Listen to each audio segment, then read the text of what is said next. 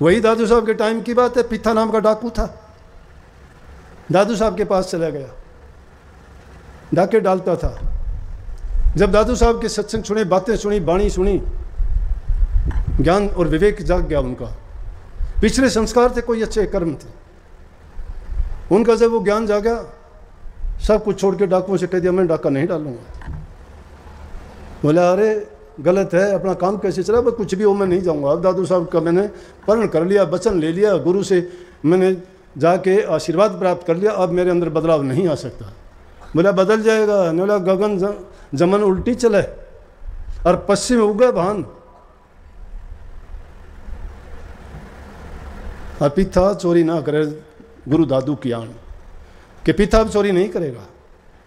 चाहे गंगा जमुना उल्टी बहने लग जाओ, पहाड़ से आती है, चाहे मैदान से पहाड़ पर चढ़ जाओ, चाहे सूरज पूर्व की बजाय पश्चिम में उग जाए, लेकिन पिता अब चोरी नहीं करेगा, क्योंकि गुरु दादू की आन है मुझे। गुरु दादू ने मुझे नियम दिए हैं, उन्होंने मुझे प्रण से बांधा है, और गुरु के प्रण में बंधने के बाद ऐसा कोई बंधन नहीं होता जो उससे भी ज़्यादा मजबूत हो या तोड़ सकता है। वो गुरु उनकी निभाते हैं। नरसिंह जी के पास क्या था, भूखे थे, उसको तो खुद को 2 रोटी नहीं मिलती थी। श्री कृष्ण जी के मंदिर में कोई आप जैसा हमारे जैसा जाके देता था, वो खाता था, साथ वो में रहता था।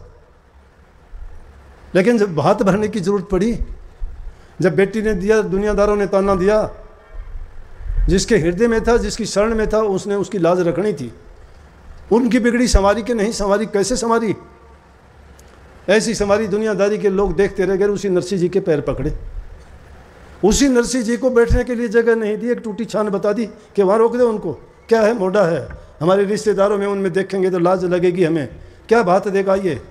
उसकी लड़की नानी भाई को इतना परेशान किया,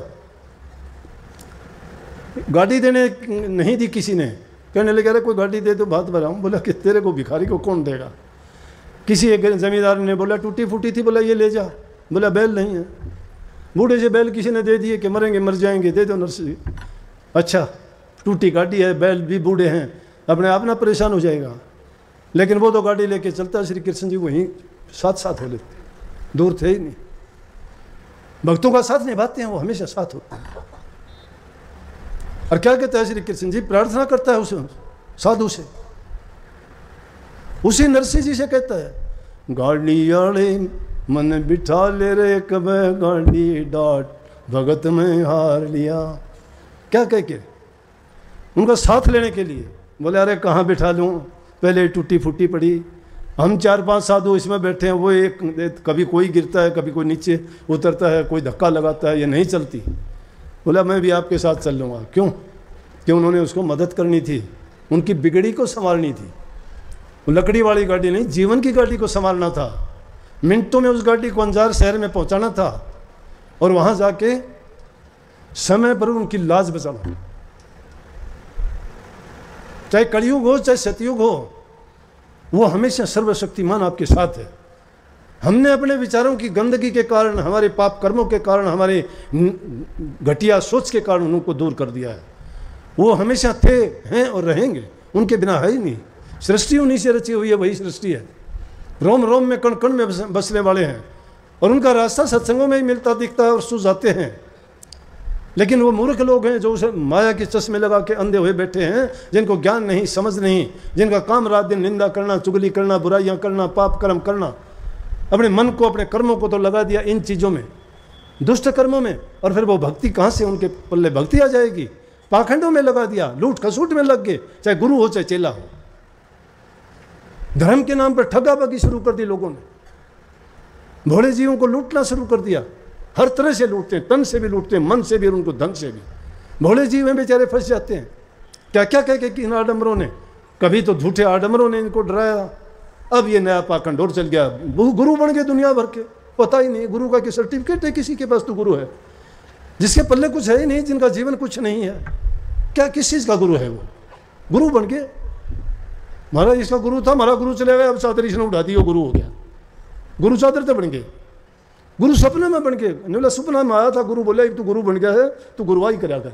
अरे ये भोली बाई से अपन ये मान ले सारी, बढ़िया रे, ठीक से बाबा, हमने तो वो भी शायद था, तुम भी शायद से, ये कह रहे हैं फिर जितने। और ये अच्छी मीठी बात ना है। बोला माई बाई मेरी माँ की जाई बिरानी के ठग, ऐसी ऐसी बात मारे इन जिद्दे बड़ो ले, ये तो गुरु हो गए, ये चेले हो गए, कहाँ से पार लगेंगे भाई?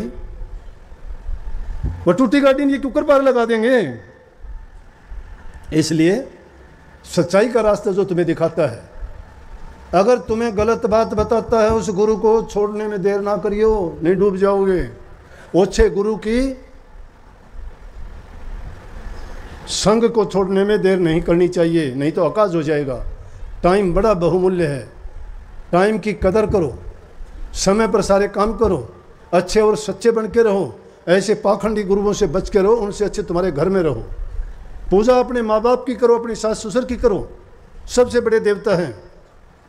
अगर पाप कर्म भी नहीं करोगे तो धोखा मत करना, भूखे नहीं मरोगे। सबका इंतजाम उसने किया है जिसने पैदा कर रखा है आपको।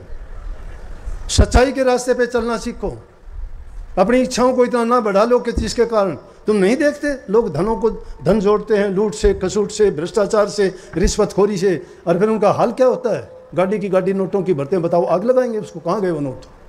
कहाँ गए वो नोट? कोई नोट के चक्कर में, कोई संपत्ति के चक्कर में, कोई किसी चीज़ के चक्कर में किसी को मरवा देता है, कोई मार देता है, उनकी ज़िंदगी जेड़ों में कटा करती है। और नहीं वो गोलियों के निशाने बनते हैं, ना उनको कोठी काम आती, ना पैसे काम आते, ना धन काम आता। अरे शांति से अपना कमा के खाओगे, उसमें जो सुख मिलता है वो किसी चीज़ में नहीं है। हक हलाल की कमाई खाओ, अपने घर में रहो, कमा के खाओ, पर धन पर प्रिया से ने ना लगाओ, इससे बढ़ के कोई धर्म नहीं है। कोई धर्म पाखंड नहीं है, ये पाखंड फैला रखा है लोगों ने।